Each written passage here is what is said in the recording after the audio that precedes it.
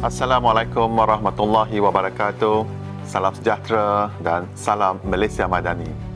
Yang saya hormati dan kasihi guru dan penolong guru Tadbika Perpaduan serta pendidik dan pembantu pendidik Taska Perpaduan.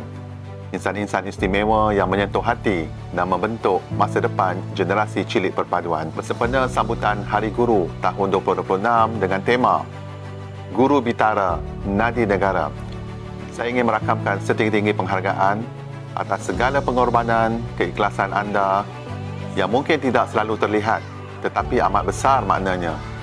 Setiap hari, anda bukan sekadar mengajar tetapi menyantuni dengan kasih, membimbing dengan sabar dan membuka jendela dunia kepada anak-anak kecil yang sedang membesar. Dalam setiap sentuhan, tutur kata dan teladan yang diberikan, terbina asas sasiah adab, nilai kemanusiaan, keyakinan diri serta benih perpaduan yang amat berharga.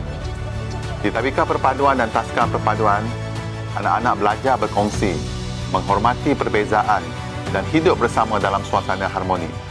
Dari bilik darjah yang sederhana inilah bermulanya perjalanan besar membentuk generasi Malaysia yang beradab, berjiwa perpaduan dan berperi kemanusiaan. Inilah makna sebenar Guru Bitara. Insan pendidik yang bukan sahaja menyampaikan ilmu tetapi membentuk jiwa dan masa depan. Dan inilah juga maksud Nadi Negara, kerana melalui tangan dan hati seorang guru, lahir generasi yang mengenal hormat, memahami perbezaan, menghargai kepelbagaian dan mencintai negara. Akhir kata, selamat Hari Guru. Terima kasih atas kesabaran dan kasih sayang yang tidak pernah jemu dicurahkan.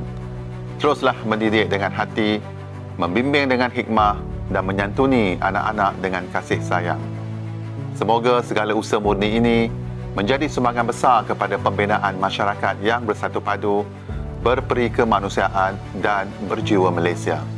Selamat Hari Guru, Guru Bitara, Nadi Negara. Sekian, terima kasih.